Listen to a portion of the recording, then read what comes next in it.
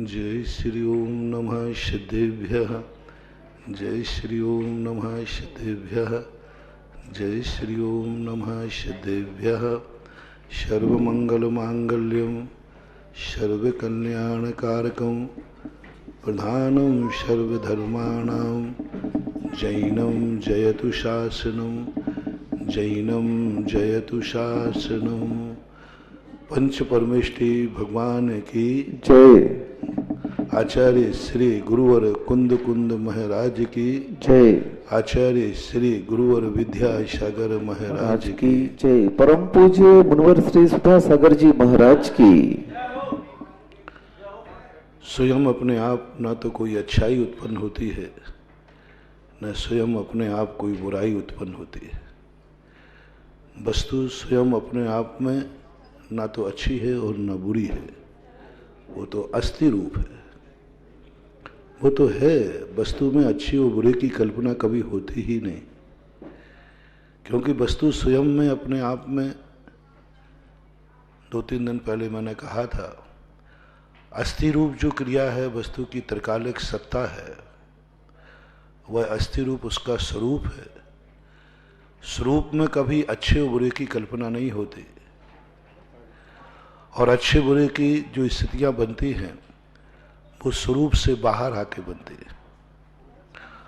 और जब व्यक्ति वस्तु अस्थि रूप परिणमन करती है, अस्थि रूप रहती है, उस समय उसके अंदर कुछ होता है। कुछ होता है, क्या होता है? वो कोई काम का नहीं होता। जो स्वभाव रूप से अपनी आत्मा में, द्रव्यों में अपने आप घटित होता है, जो उसमें किसी व्यक्ति का पुरुषार्थ नहीं होता, वह व्यक्ति, वह जो कुछ भी होता है, उससे अपने इष्ट अनिष्ट की कोई कल्पना नहीं होती। अपन को इष्ट और अनिष्ट की तरफ चलना है, तो जो हम करते हैं, और जो हम करते हैं वो कभी अकेले नहीं कर सकते, उसे कोई ना कोई संबंध चाहिए। कोरोना कभी अपने आप नहीं फैलेगा, आत्मा से कभी उपजेगा नहीं। कुछ बीमारी हैं जो स्वतः हो जाती है, लेकिन वे स्वतः होती नहीं है, कोई ना कोई कारण बनता है। संसार में जितने दुख हैं वे सब नैमित्तिक हैं, संसार में जितने सुख हैं वे सब नैमित्तिक हैं, नैमित्तिक ही हैं। एको में सास दो आधा नानद सन लक्षणों से सा में बाहरे भावा सब्बे संजोग लक्षणों। ये जितने भी हैं, एको में सास दो आधा, मैं एक शुद्ध टंकोत्कीर्ण ज्ञायक पिंड स्वरूप ही हूं। बस यही है मेरा एक स्वभाव। अब जितने भी पर्याय हैं वे सब संयोगज हैं, और संसार दशा में हमें संयोग से बचना है और संयोग ही करना है। जो व्यक्ति संबंध नहीं बनाता वो व्यक्ति कुछ नहीं कर सकता, और जो संबंध बनाता है वही सबसे ज्यादा दुखी होगा। बड़ी विचित्र बात। संबंध बनाओगे तो मिट जाओगे, और संबंध नहीं बनाओगे तो कुछ भी प्राप्त नहीं कर पाओगे, कुछ भी नहीं कर पाओगे। रिस्क तो तुम्हें लेना ही पड़ेगी। जब भी कोई काम करने जाओ, हर कार्य में रिस्क है।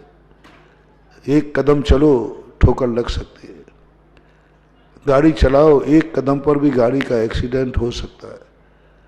मुझे तो संसार में ऐसा कोई भी कार्य नहीं दिख रहा है जिसमें कोई रिस्क नहीं हो, साइड इफेक्ट नहीं हो।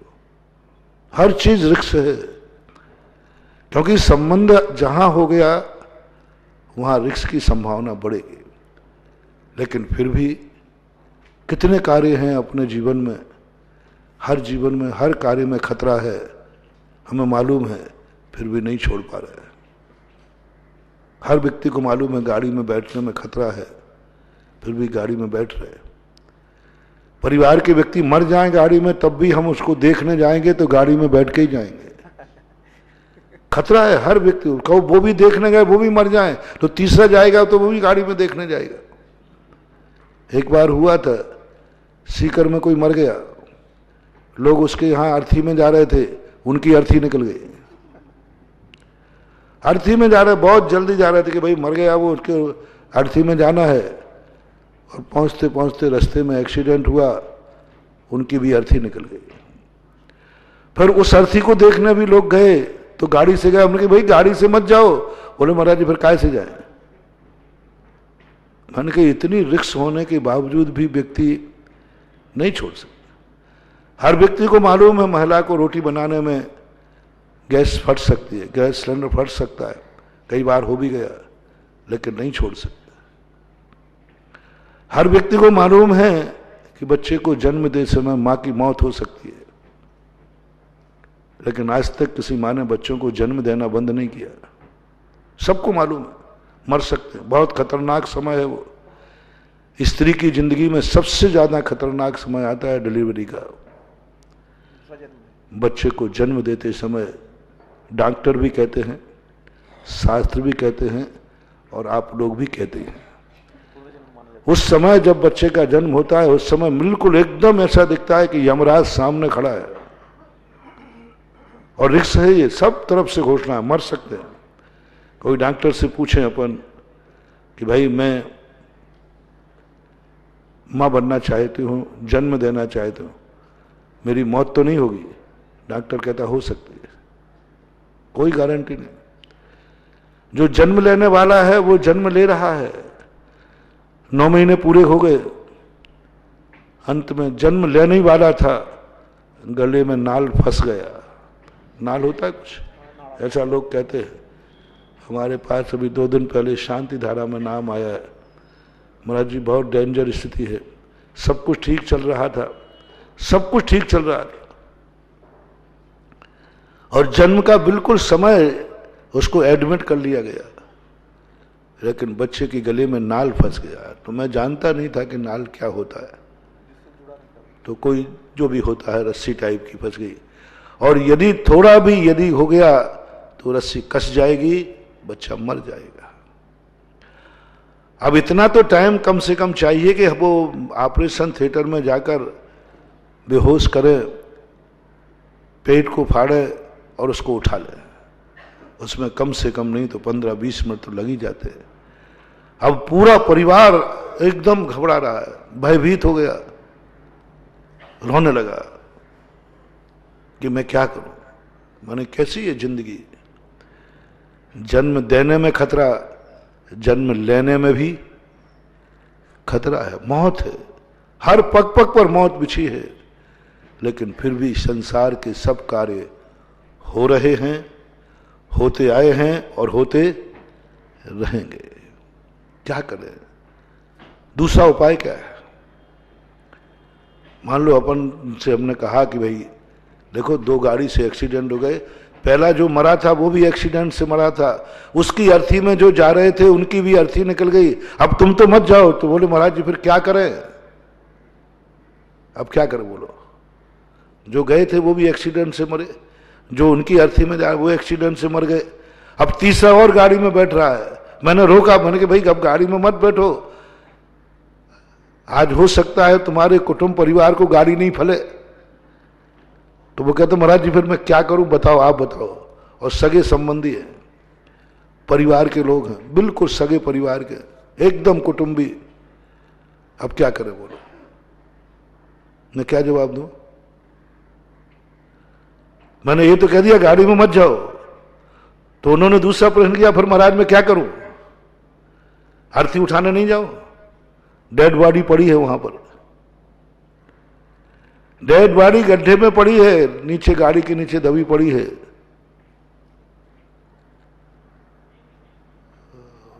बोलो महाराज मैं क्या करूं, मैं क्या जवाब दे दूं?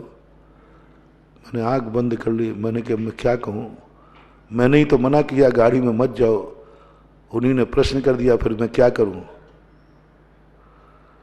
प्लेन कहां से प्लेन हर जिस स्थान पे आ नहीं सकता, वो प्लेन में और खतरा, इसमें तो डेड बॉडी मिले, उसमें तो वो भी नहीं मिले, डेड बॉडी भी कहा, अब मैं करूं क्या। मैंने तुरंत कह दिया, मैंने कि भाई अब समझ में आ गया, संसार में कार्य ऐसे हैं, कुछ क्या सभी हर कार्य में रिक्स है, लेकिन फिर भी करना पड़ेगा, जाना पड़ेगा। गए, सकुशल गए, कुछ नहीं हुआ, लेकिन रिक्स तो थी। दो की हो गई तो डर लग रहा है, डर लग रहा है। बोले महाराज जी इसलिए तो आशीर्वाद लेने आए कि अब तीसरी बार नहीं हो जाए, और अब हो गया तो पूरा घर में ताला खोलने वाला नहीं बचेगा। क्योंकि जो थे वो 2 बार में चले गए। अब तब ऐसी करुणा दया आती है, हे भगवान उन कार्यों से रिस्क उठा लो जिन कार्य जिंदगी में अनिवार्य हैं, जिसमें व्यक्ति को करना ही पड़ता है। प्रकृति ने कहा नहीं, संसार में जो जो तुम कार्य करोगे उसमें रिस्क रहेगी। जो कार्य होंगे उसमें रिस्क नहीं, जो तुम करोगे उसमें रिस्क तो होगी। उनको पूर्णतः बरी नहीं किया जा सकता। चाहे मोक्ष मार्ग हो, चाहे संसार मार्ग हो, हर कार्य में रिस्क है। मुनि महाराज को देख लो, क्षण पर पग पग पर उपसर्ग परिचय है, किसी भी समय उपसर्ग आ सकता है, किसी भी समय कोई भी दुर्घटना घट सकती है। तीर्थंकर को देख लो, वो कोई बिजोलिया में आए थे तो यहां रहने के लिए नहीं आए थे,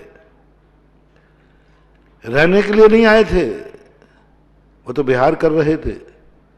दुर्घटना ऐसी हुई कि उनको यहीं पर होकर रह जाना पड़ा। अब वो बिजोलिया वाले भगवान हो गए केवल ज्ञान वाले। अभी मेरे ही साथ देख लो, मैं कोई चतुर्मास के पहले इतने दिन रुकने के थोड़ी आया था।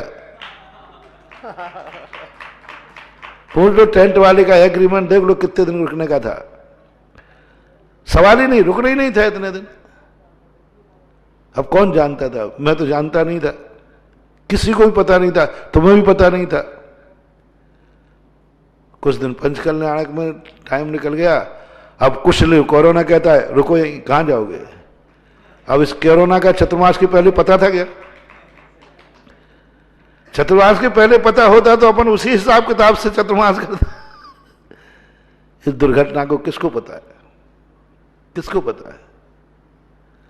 और अपन को मात्र एक ही सावधानी, विहार करने की कई बार हिम्मत की, साहस की, चलो होगा जो कुछ होगा हो जाएगा। आया, मन आया। एक दिन तो मन आया कि अब किसी से पूछना पाछना नहीं, सुबह उठ करके सीधे चले। पूछने पाछने में गड़बड़ होता। नहीं, वो भी बात आ गई थी महाराज, वो भी आ गया था। हमने चलो सलाह करेंगे, किसी को पता तो चलो कोई आके रोकेंगे। ऐसा करते हैं, सुबह उठ करके तुरंत जाके मंदिर के बाहर दर्शन करने खड़े हो जाएंगे और फिर कहेंगे महाराज लोगों को बुला लो, तो हमने फिर तो हो ही जाएगा। तो अंदर से एक आवाज आई, ठीक है ये हिम्मत तो काम कर ले, लेकिन यदि कोरोना हो गया तो बाबाजी, बाबाजू, बाबाजू, बाबाजी, बाबाजू, अब क्या करेंगे? बाबाजू, बाबाजू सुनो, और बाबाजी को छोड़ दो तो बाबाजू। यदि हो गया तो मालूम फिर तुम साधु हो। ग्रस्त को उठा के अस्पताल में ले जाएंगे, कमरे में बंद कर देंगे, और जितने लोग संगति में आए उनको भी संदिग्ध में, और आपको हो गया तो आपके जितने दर्शन करने आए उन सबको। चलो कितने लोग हैं जो डाकू की संगति डाका डालने के लिए करते हैं, डाका डालने के लिए। भगवान की तो छोड़ो, भगवान की संगति जैसे भगवान बनने के लिए बहुत चंद लोग करते हैं, ऐसे कोई व्यक्ति कितने हैं जो डाकू की संगति में इसलिए जाते हैं क्योंकि डाका डालना सीखना है? बहुत कम, बहुत कम। जुआरी की संगति में जुआ खेलने के लिए बहुत कम जाते हैं। मैं जुआरी के साथ इसलिए जा रहा हूं कि मैं भी जुआ खेलने सीख जाऊं। बहुत कम होता है, वहीं तो इसलिए तद्रूप बनने के लिए जो हम संबंध बनाते हैं, उन संबंधों में साइड इफेक्ट कम होता है। बहुत कम होता है, क्योंकि हमें उनसे लेना ही कुछ नहीं है, देना ही देना है। जो देता है उस पर इफेक्ट कम होता है, जो लेता है उस पर इफेक्ट ज्यादा होता है। और जो भगवान बनने जाता है, वो भगवान के पास क्या गुरु बनने जाता है, उस पर वे कहूँगा उसको तो देना ही है, वो तो देने ही गया है। भगवान मैं तुम्हारे साथ, वो छोड़ने गया है। भगवान के पास जितने अपन निकट जाएंगे भगवान बनने के लिए, उतने ही ज्यादा अपन दुर्घटनाओं से बचेंगे। क्योंकि भगवान के पास जाने के लिए नहा के जाना है, शुद्ध कपड़े पहन के जाना है, हाथ धो के जाना है, बुराइयां छोड़ के जाना है। सब कुछ जितने जितने गलत कार्य हैं वे सब छोड़ के मंदिर में जाते हैं। इसलिए मंदिर में जाते समय जितना जितना अपन मंदिर की तरफ बढ़ेंगे उतने उतने अपन साइड इफेक्ट से बचेंगे, खतरनाक साइड इफेक्ट से बचेंगे, दूर हो जाएंगे। क्योंकि भगवान ने कहा ही ये है कि हमारे पास आना है। तो जो डॉक्टर कह रहा है वो जैनाचार्यों ने पहले ही बना दिया। डॉक्टर कहता है हाथ धो, बार बार साफ कपड़े पहनो, नहा धो के रहो, गंदगी मत करो, हाथ मुंह पर हाथ मत लगाओ। ये सारे नियम तो मंदिर के हैं, ये सब नियम मंदिर के। जो डॉक्टर कोरोना के लिए बता रहा है वो हमारे महावीर स्वामी ने पहले ही बता दिया कि मंदिर में आओ तो नहा धो के आओ, और कोई वो कपड़े पहन के मत आना जो बाजार में जाते हो। ये कपड़े भी खतरनाक हैं, बाजार में घूम के है। हाँ, ये सब बाजार में गए तुम इन कपड़ों को पहन के मत आना, मंदिर के कपड़े पहनो जो अलग स्पेशल है। जैसे डॉक्टर ऑपरेशन थिएटर में जाता है तो ऑपरेशन थिएटर के वस्त्र अलग पहनता है, अलग पहनता है, वो जनरल वस्त्र उतार देता है। ऐसे ही मंदिर में जाते समय कहा कि नहीं तुम मंदिर के कपड़े पहन के आओ, हाथ पैर धो के आओ, अपने शरीर को नाक कान हाथ से अपने मत छुओ, क्योंकि तुम अभिषेक करने आए हो। ओह कितनी बड़ी शुद्धि! आज तुम्हारा डॉक्टर, आज तुम्हारा कल्याण विभाग कह रहा है, और हमारे महावीर स्वामी हजारों साल पहले ये कह के गए कि ऐसा करो, मौन रहो। उन्होंने कहा मौन रहो, बोलो मत, सामने मंदिर में मौन रहो। सब चीज शुद्धि, द्रव्य की शुद्धि, जल की शुद्धि, गर्म जल लो, कुआं से पानी लाओ, साइड इफेक्ट हो सकता है। जैन दर्शन का जितना भी कथन है, यदि उसको हम भौतिक दृष्टि से देखें तो पूरा वही है जो मेडिसिन वाला करता है। आहार के लिए कह दिया, अकेली पारमार्थिक शुद्धि ही नहीं है, क्योंकि महावीर जानते थे हमारा साधु पूरे भारत में विहार करेगा। हमारे साधु को कोई एक व्यक्ति आहार नहीं देगा, पता नहीं कौन कैसा कब क्या आहार दे दे, पता नहीं कौन कैसा आहार दे दे। उन्होंने पहले नियम बना दिए, उसी से लेना जो शुद्धि पूर्वक हो। नियम बना दिए, पापी से मत लेना, जुआरी से नहीं लेना, गंजेड़े भंगेड़े से मत लेना, अभक्ष खाने वाले से मत लेना। ये नियम क्यों बनाए? क्या फर्क पड़ने वाला? शराबी से ले लो, क्या फर्क पड़ने वाला? मांसाहारी से ले लो, हाथ धो के दे देगा, और क्या? नहीं, उन्होंने कहा नहीं लेना। भगवान महावीर ने 2500 साल पहले कोरोना देख लिया था। मांसाहारी के हाथ से मत लेना, शराबी के हाथ से मत लेना, व्यसनी के हाथ से मत लेना। क्यों? क्योंकि यह अशुद्ध है काया से, साइड इफेक्ट हो सकता है सब तरफ के। इसलिए जो थोड़े बहुत त्याग कराते, कोई शराब तो नहीं पी रहे। आज बयान में आता है जब आपके डॉक्टर लोग कह रहे हैं कि बाजार में खाना बंद करो, अभक्ष खाना बंद करो, शराब पीना बंद करो, मांस खाना बंद करो। ये आज कह रहे हैं जब बीमारी आ गई। महावीर ने पहले ही कहा था खाना तो छोड़ो, खाने वाले को अपनी संगति में भी मत आने देना, उनसे हार पानी मत लेना, उनके घर में मत जाना, क्योंकि तुम सारे भारत में घूमोगे। सुबह से कितनी शुद्धि, भोजन की इतनी शुद्धि मुझे समझ में नहीं आई। दुनिया में पहला दर्शन है जो साधु के भोजन के लिए इतनी शुद्धि बताई। आज पता चलता है इस शुद्धि का परिणाम हम लोग तो मारे जाएंगे, क्योंकि हम लोग तो ना जाने कौन कौन से देश में घूमते हैं। उनका कोई फर्क नहीं पड़ता, गर्म पानी पीना किसी भी कुएं का होगा, गर्म चीजें खाना, सब्जी वगैरह सब, कैसा भी हाथ वाला व्यक्ति हो, कैसा भी घर होगा, तुम सब गर्म करके लेना, गर्म चीज लेना ही मत ठंडी। और सामने वाला हाथ धोवे तब लेना, हाथ नहीं धोवे तो नहीं लेना। मन शुद्धि, वचन शुद्धि, काय शुद्धि, आहार जल। आज ये सारी शुद्धियां जो डॉक्टर बोल रहा है वो हमारे महावीर स्वामी ने धर्म के नाम पर बोली थी। इनके पास बीमारी के नाम से बोली जा रही हैं और आज धर्म के नाम से बोले थे। और आज तो ये तीर्थंकर दिवस है, आज ऋषभ देव का दिवस है। षट कर्मों की व्यवस्था उन्होंने क्यों बनाई थी? क्योंकि कर्म भूमि में संबंध बनेंगे, भोग भूमि में कोई संबंध नहीं होते, कोई रिश्तेदार नहीं होते, कोई बाजार नहीं होता, कोई मार्केट नहीं होता। दो प्राणी जन्मते हैं, जन्मते रहते हैं, जन्म के साथ मर जाते हैं। दो के अलावा तीसरे से कोई संबंध नहीं होता। भोजन पानी कल्प वृक्षों से मिलता है, कभी अशुद्ध नहीं होता। लेकिन मंदिर कुछ कुछ है ही नहीं, वहां संबंध ही नहीं है, ना अच्छे संबंध है ना बुरे संबंध है। जो संबंध है वे संबंध करते नहीं हैं, वहां संबंध हैं, संबंध होते हैं। भोग भूमिया जीव कभी किसी से संबंध नहीं बनाता,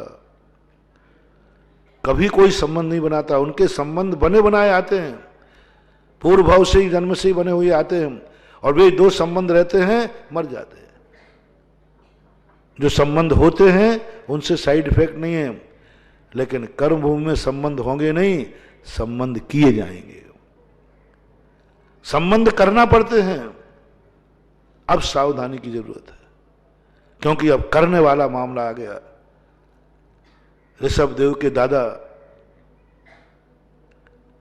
प्रसेनजित जब अकेले जन्मे मरुदेव कुलकर के यहां, तब मरुदेव कुलकर चिंता में पड़ गए, ये क्या हो गया? बेटे का अकेला जन्म हुआ। यानी ऋषभदेव के दादाजी अकेले जन्मे थे, परदादा एक साथ जन्मे थे। अब मैं क्या करूं, संबंध बना मिला नहीं है, अब संबंध बनाना है। अभी तक तो संबंध होते थे, अब संबंध मिलाना है, कहीं गलत संबंध नहीं मिल जाए। बड़ी चिंता में हुए, और चिंता करते करते देखा कि नहीं, अब सब संबंध करना है, तो उच्च कुलीन कन्या को देखा। उच्च कुलीन कन्या को देखकर, और जब मरु देवी की बात आई, ऐसे ही नहीं विवाह कर लिया।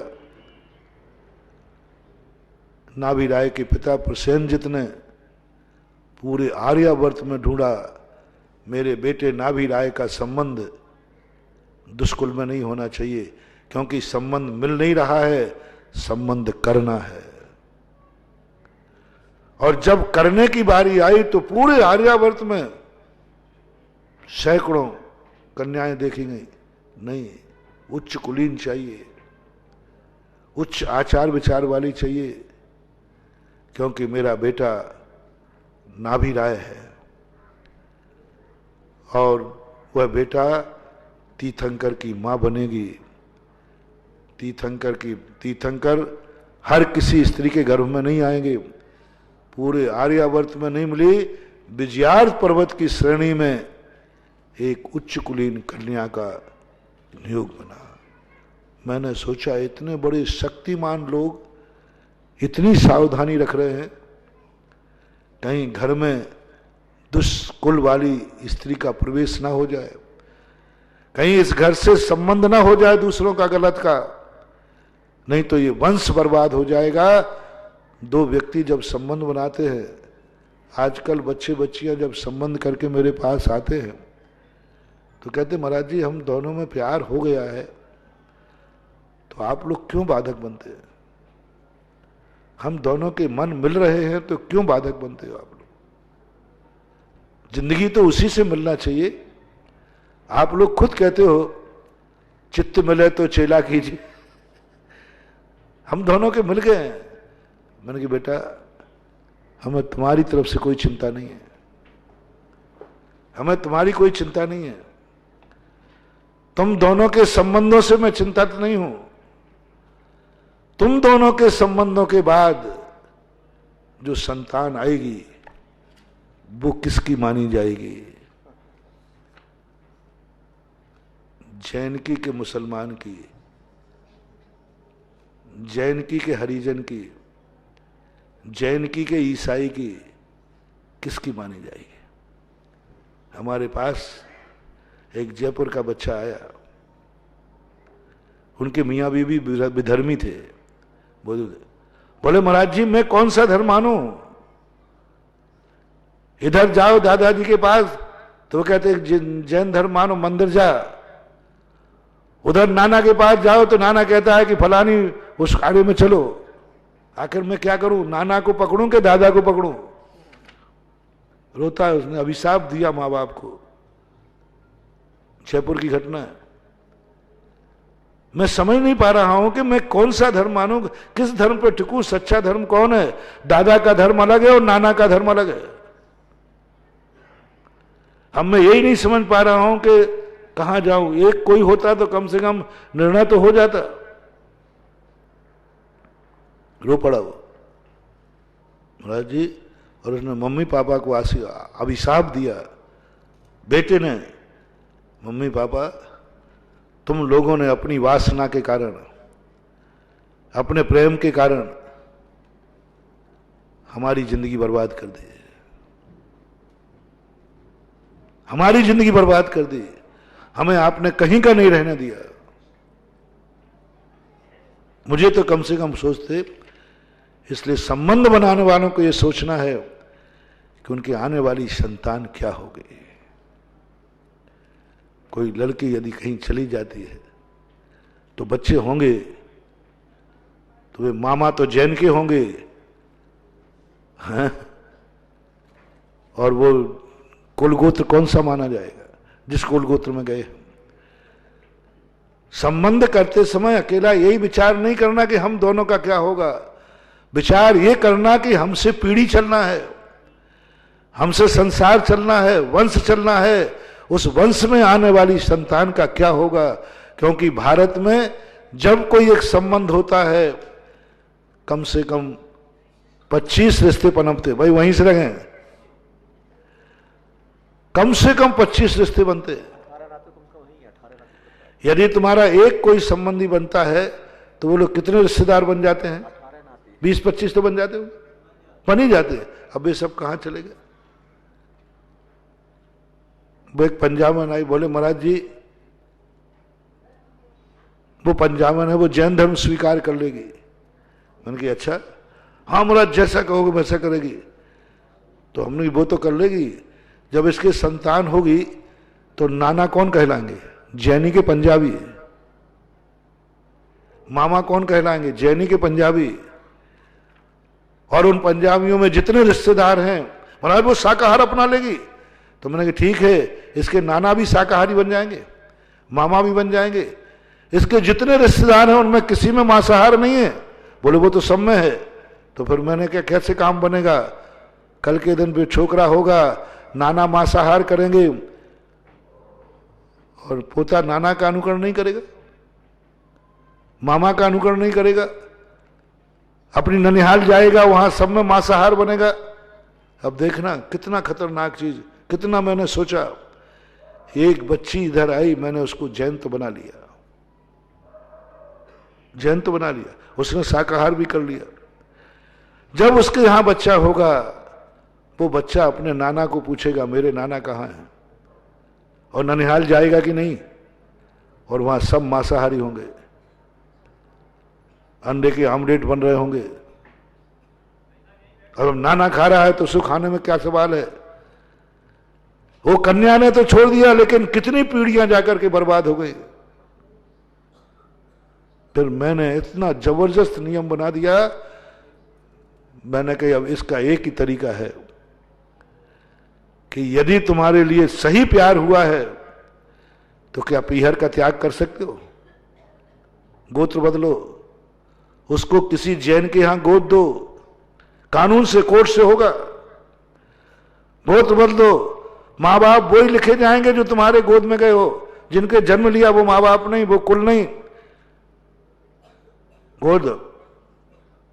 हाँ, अभी एक घटना घटी थी, मैंने कहा गोत्र बदलो, गोद में जाओ, इन माँ बाप को छोड़ो, इन सारे रिश्तेदारों को छोड़ो और गोद में जाओ। गोदनामा तो कोई गोद लेने को तैयार नहीं, जानी, क्योंकि जिसको गोद ले लो फिर वो संपत्ति का मालिक है।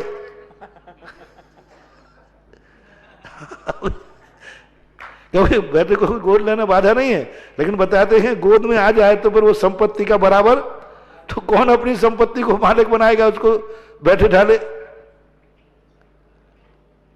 फिर भी कोई गरीब वगैरह हो ले ले। फिर मैंने कहा कन्यादान भी वही करेगा, कार्ड में लिखा जाएगा माता पिता वह जिसके यहां गोद में गया है, गोत्र वही लिखा जाएगा।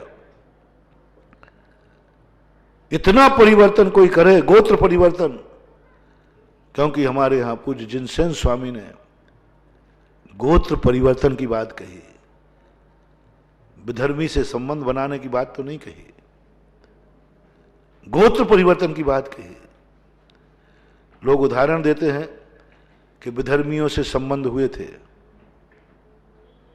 महारानी चेलना का राजा शरणक से संबंध हुआ, लेकिन पूरा मैंने इसको खोजा, मैंने कि क्योंकि आप लोग तो ऐसे मौके पे ऐसे उदाहरण लाते हो कि हमारी चुप्पी। महाराज जी बोलो, विधर्मी से रहे, राजा शरणक विधर्मी था, महारानी चेलना महावीर की मौसी का संबंध विधर्मी से हुआ।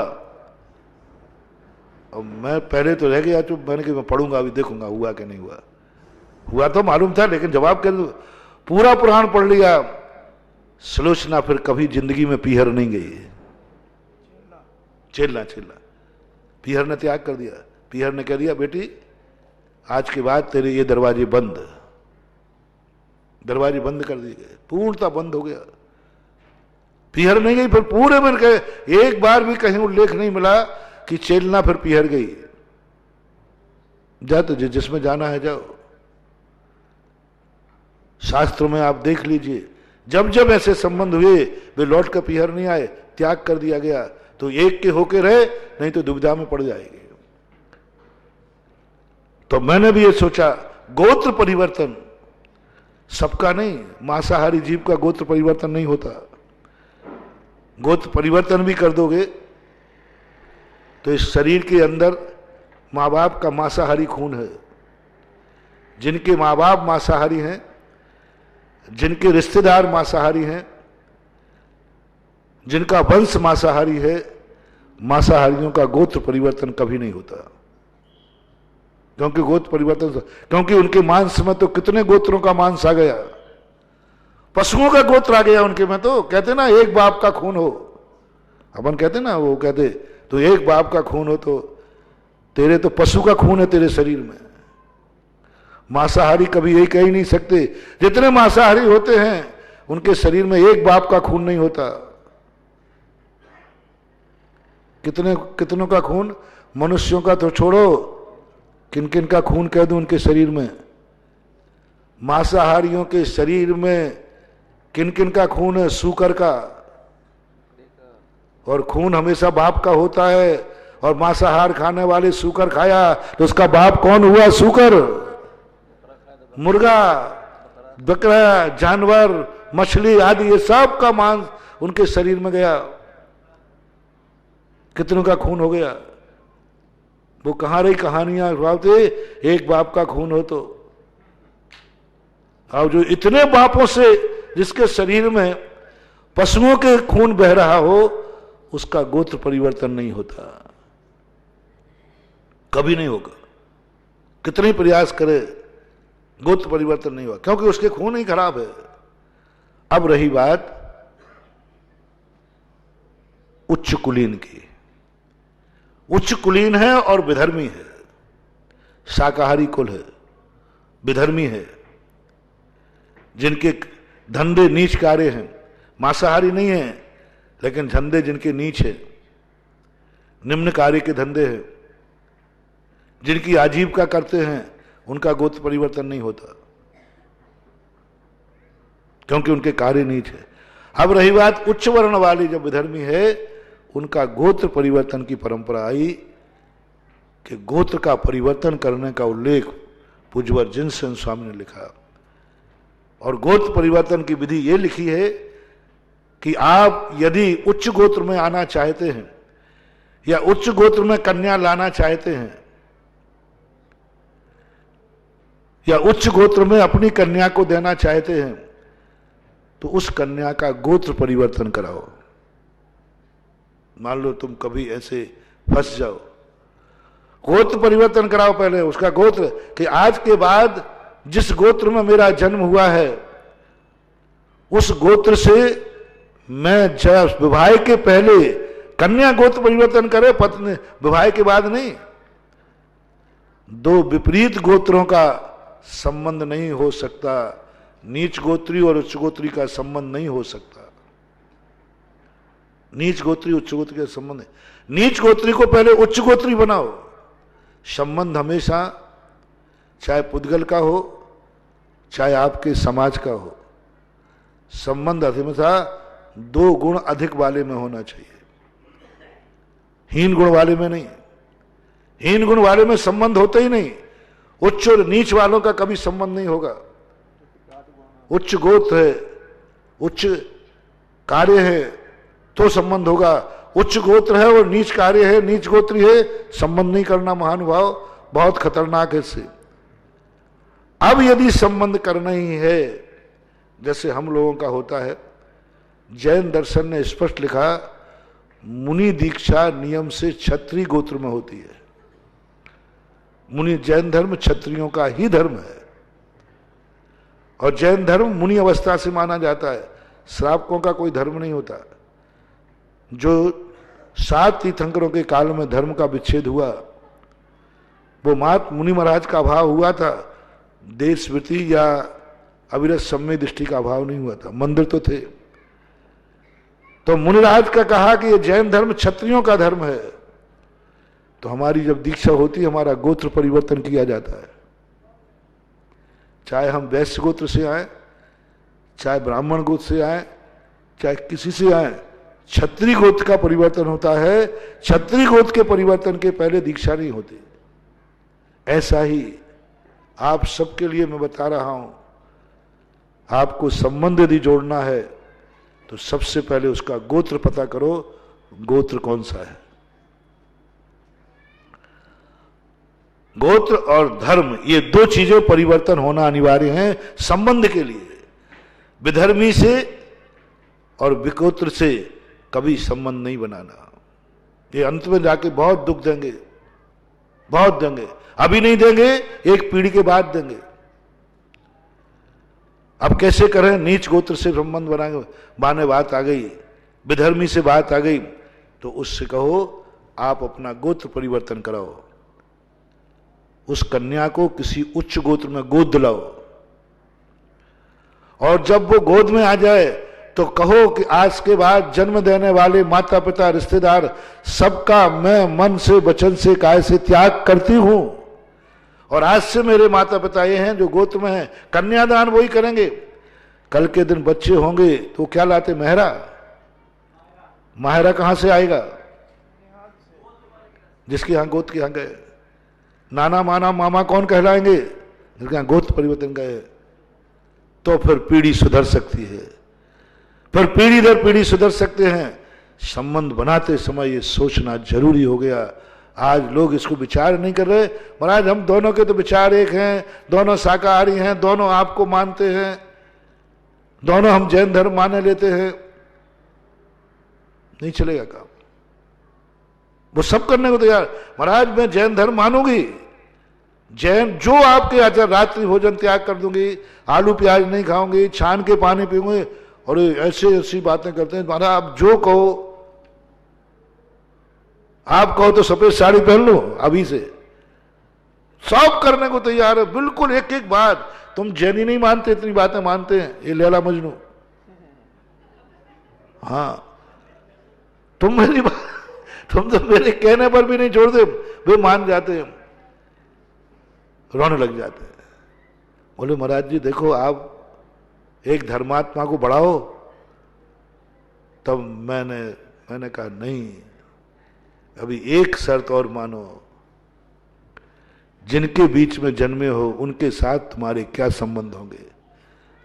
तो महाराज उससे क्या फर्क पड़ना? नहीं, आपसे फर्क नहीं पड़ना, आने वाली संतान पे फर्क पड़ेगा। अभी 2-4 केस ऐसे हो गए हैं, लेकिन कोई कर नहीं पाएगा। बहुत कठिन है, बहुत कठिन है। और ऐसे ही कठिन संबंध है, कोई संबंध जाति में मिलाना, घर में किसी को आने देना, ऐसे किसी को मत आने देना। नाभि राय के लिए सोचना पड़ा। ऋषभदेव तीर्थंकर के लिए नाभि राय कितने वर्षों तक घूमते घूमते मंत्री घुस दिए सारे देश में, उच्च कुलीन, कहां जाकर के नंदा और सुनंदा, 2 कन्याएं भी इस पूरे भारतवर्ष में नहीं मिली उनको। तीर्थंकर की कन्या इस कुल में ऐसे ही थोड़ी प्रवेश करा दें। जिस घर में तीर्थंकर का जन्म हुआ है उस घर में हर व्यक्ति से संबंध नहीं बनाए जाएंगे। तुम जैनी हो रे, ये जैनी घर में हर किसी का प्रवेश नहीं। एक बहुत अच्छा संस्मरण याद आ गया, 16वीं शताब्दी की घटना है। एक कठनेरा जाति होते, वो सब उच्च कुलीन थे, नहीं कठनेरा अलग, उच्च गोत्री होते हैं, वो सब थे। एक राजा ने आक्रमण कर दिया और राजा ने कहा कि तुम लोग या तो अधीनता स्वीकार करो। उन्होंने अधीनता स्वीकार नहीं की। पहले युद्ध होते थे, भागते भागते भागते जंगलों जंगलों भागते भागते, उधर सेना उनको मारने के लिए दौड़ रही है। भागते भागते उत्तर प्रदेश में ललितपुर है, वहां एक देवगढ़ स्थान है। देवगढ़ बहुत बड़ा स्थान है। हर जैनी के लिए जिंदगी में एक बार ललितपुर के पास में जो देवगढ़ है उसके दर्शन जरूर करना। भारत की क्या, विश्व का सबसे बड़ा मूर्ति शिल्प वहां है। अनेक प्रकार की मूर्ति, अनेक, और इतनी मूर्तियां, एक चावल एक मूर्ति पे चढ़ाओगे तो 1 क्विंटल चावल खत्म हो जाएंगे तो भी पूरी मूर्तियों के दर्शन नहीं कर पाओगे। इतना मूर्तियों का भंडार, जहां खोदो वहां मूर्तियां, हर 2 फुट पे मूर्तियां हैं। हम वहां थे, इंद्रध्वज महामंडल विधान था, एक छोटी सी बेदी के लिए खोदा गया, 2 फुट मुश्किल से न्यू नहीं खोद पाए और 5 फुट के नेमिनाथ भगवान की मूर्ति निकली। यानी जमीन में भरी, रखने को जगह नहीं है। पुरातत्व के द्वारा वह सुरक्षित है, इसलिए मूर्ति निकाल के बाहर ले नहीं जा सकते, और रखने को जगह नहीं है। बाहर ढेर लगे थे ऐसे बहुत सारे। उस स्थान पर पहले बहुत बड़ा क्षेत्र है, वास्तुशिल्प और मूर्तियों की आकृतियां देखना है। इतने पारसनाथ, हमने उसका नाम 23 पारसनाथ मंदिर रखा, और प्रत्येक पारसनाथ का फन एक समान नहीं है, सबके अलग अलग है। बड़े पारसनाथ मंदिर अलग है, छोटा पारसनाथ मंदिर अलग है। जैसे तुम्हारे यहाँ 3 मंदिर है ना, बड़े पारसनाथ, छोटे पारसनाथ, गगन बिहारी पारसनाथ,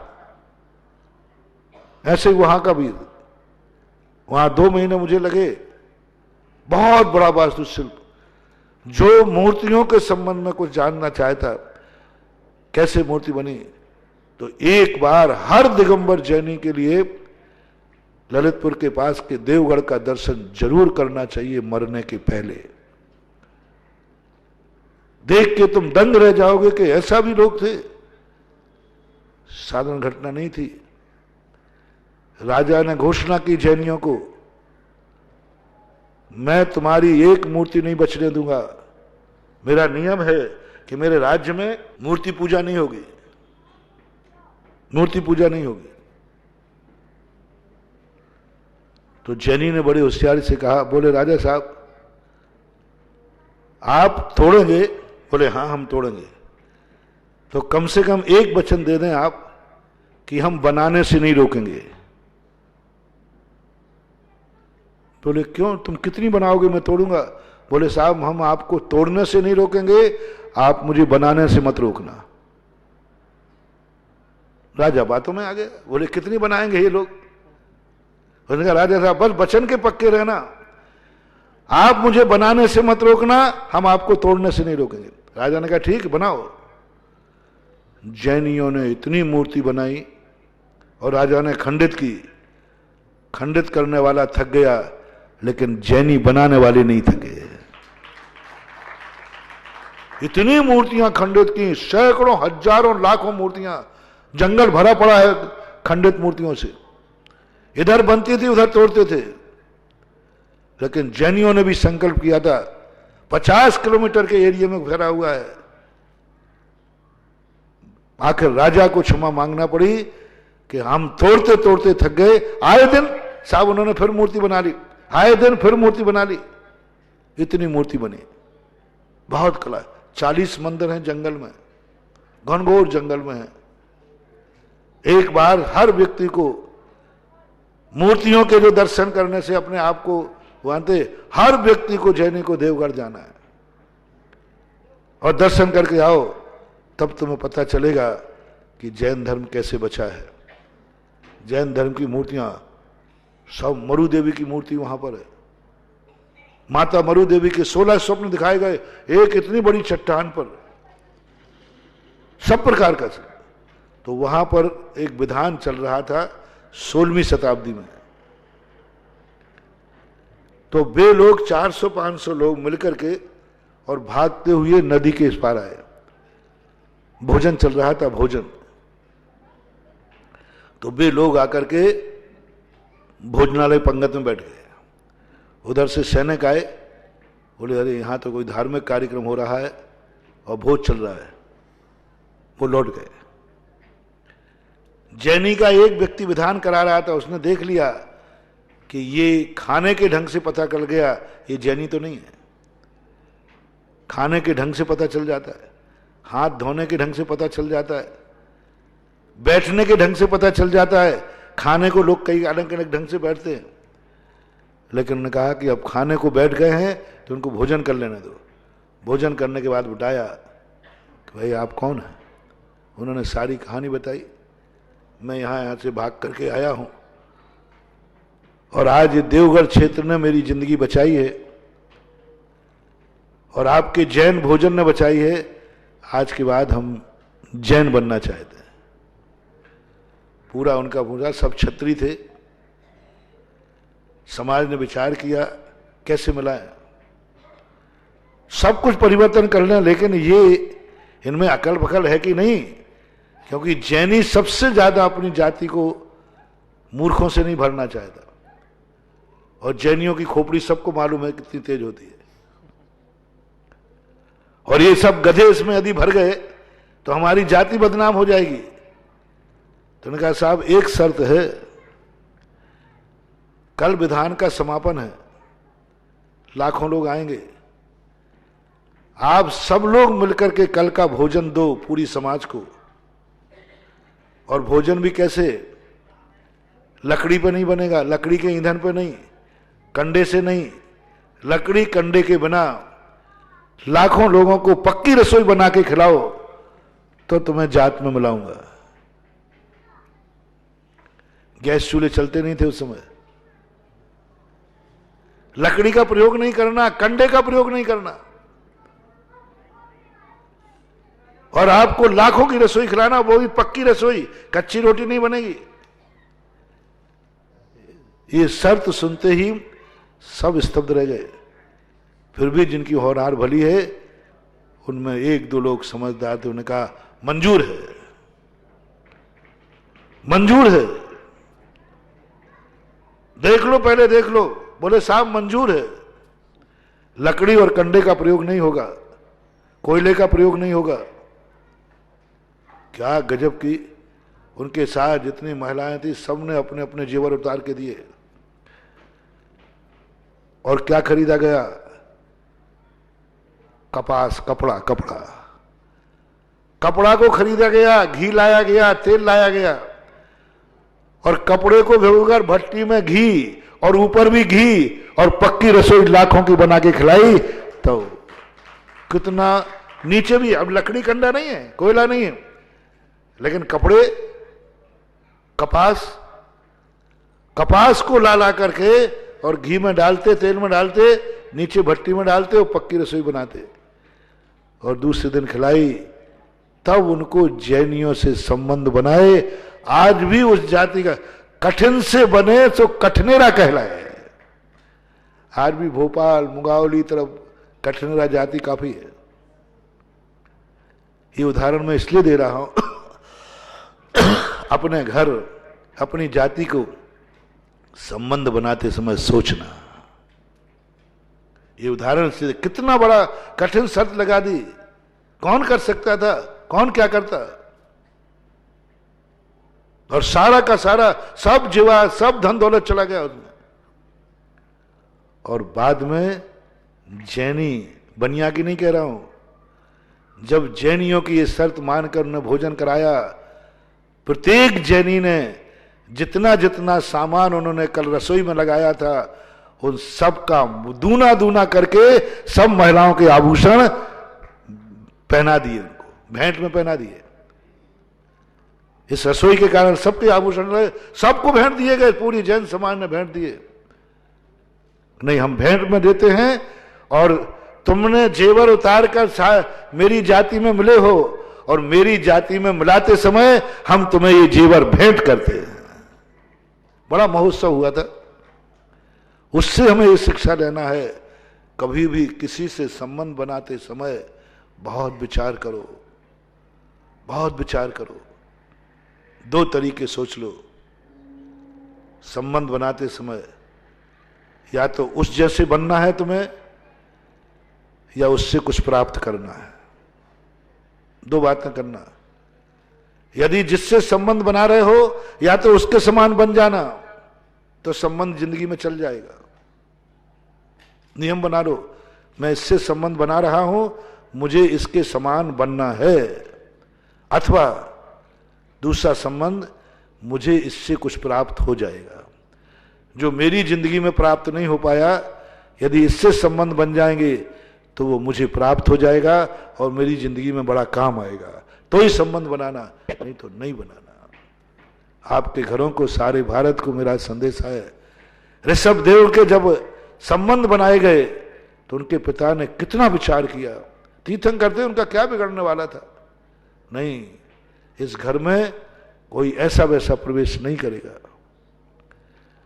ऐसा देख करके ऋषभ देव को जब पता चला कि ये कर्म भूमि आने वाली है और कर्म भूमि के जो संबंध हैं वे बनाना ही पड़ेंगे, तब उन्होंने 3 वर्णों की स्थापना की। उन्होंने बंटवारा किया, कर्म का बंटवारा किया, धर्म का बंटवारा नहीं किया था। लोग जिनसेन स्वामी का उदाहरण देते हैं कि 3 वर्णों में पहले संबंध होते थे, क्षत्रिय, ब्राह्मण, शूद्र, वैश्य, सब में संबंध होते थे। लेकिन संबंध तो सब में थे, लेकिन कोई मांसाहारी नहीं था, कोई मांसाहारी नहीं था। पहला नियम। 4 वर्ण वाले शूद्र भी थे तो ये मांसाहारी नहीं थे। ऋषभ देव के समय जो वर्णन, क्योंकि मैंने पहले ही कहा कि आप लोग हमें शास्त्रों के उदाहरण लाते ये छोकरे, ये छोरियां शास्त्रों के शास्त्र लेके आते हैं। बताओ, जिंदगी में जिन्होंने कभी स्वाध्याय नहीं किया, और मैं जिंदगी में स्वाध्याय करते करते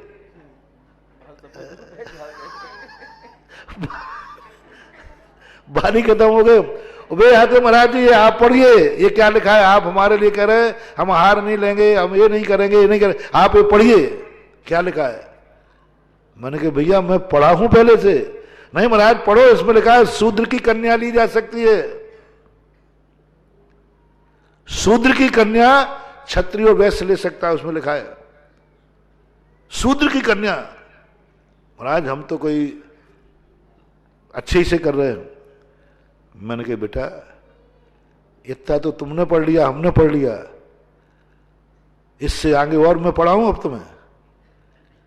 पहली बार भी शूद्र कभी व्यसनी नहीं होते, मांसाहारी नहीं होते। शूद्र हैं लेकिन उनके घर में कोई मांस शराब आदि नहीं। दूसरा, तीनों वर्ण वाले, पहले इनके एक ही धर्म होता था, सब जैनी होते थे, चाहे शूद्र भी जैनी होता था, ब्राह्मण भी जैनी होता था, क्षत्रिय भी जैनी होता था, वैश्य भी जैनी होता था। सबका गुरु एक था, सबका भगवान एक था, सबका नमोकार मंत्र एक था। देखो इसमें क्या लिखा है, ऋषभदेव के समय की बात कर रहा हूं। शूद्र वर्ण भी था तो भी वो देवसाद गुरु को ही मानता था। कोई भी वर्ण वाला हो, वर्ण जो थे कर्म के आश्रित थे, धर्म के अधीन नहीं थे। धर्म सबका एक था। यदि तुम्हारे दोनों कुलों का धर्म एक हो, दोनों कुलों का गुरु एक हो, दोनों कुलों का भगवान एक हो और दोनों कुलों का नमोकार मंत्र हो, तो जाओ, मैं जात पात नहीं पूछूंगा, मैं तुम्हारे लिए आशीर्वाद दे दूंगा। पूछ लो दोनों कुलों से, दोनों कुलों का जिससे तुम संबंध जोड़ रहे हो, उन दोनों कुलों का गुरु एक होना चाहिए, भगवान एक होना चाहिए, नमोकार मंत्र एक होना चाहिए। बोले ये तो नहीं है। तो मैंने कहा बस इतनी सी बात को लेकर के तुम लोग पूरा पढ़ो। मैं आज सारी दुनिया को पढ़ाना चाहता हूं, इसलिए कम से कम विधर्मी से तुम अपने जीवन में प्रवेश मत करने देना, अपने घरों में प्रवेश नहीं करने देना। जैनियों को नहीं कह रहा हूं मैं, अजैनों से भी कह रहा हूं। अलवर के अंदर मैंने प्रवचन दिया अजैनों के लिए। मैंने कहा अजैन लोगों, यदि तुम्हें अपना धर्म को सुरक्षित रखना है तो कोई जैनियों की बेटियों को कभी घर में मत लाना। मैंने मुसलमानों से कहा कि मुसलमान लोगों, यदि आपको धर्म कायम रखना है अपना सुरक्षित, जो आज लव जिहाद छेड़ रहे हैं, उन मुसलमानों से मेरा कहना है, यदि आप अपने धर्म की रक्षा करना चाहते हो तो भूल करके अपने घर में जैन बहू को मत लाना, जैन कुल की बेटी को मत लाना, नहीं तो तुम्हारा कुल एक दिन बर्बाद हो जाएगा, बदनाम हो जाएगा। क्योंकि जन्मजात शाकाहारी है, वो उसके मन में किसी ना किसी दिन बकरा काटते समय गिलानी आएगी और तुम्हारा बकरा कटना बंद हो जाएगा और धर्म मिट जाएगा। मुसलमानों से मेरा कहना है, सारे मुसलमान, जैनी तुम मानो तो मानो, तुम नहीं मानोगे तो उधर से मनवाऊंगा। सारे मुसलमानों को मेरा फरमान है कि कभी जैनियों की कन्या नहीं लाना, चाहे भली लड़के को कुंवारा बैठा ले रखना। मुसलमानी बच्चियों को मेरा कहना है कि कुंवारी रह जाना, कभी जैन की बहू बन के मत जाना।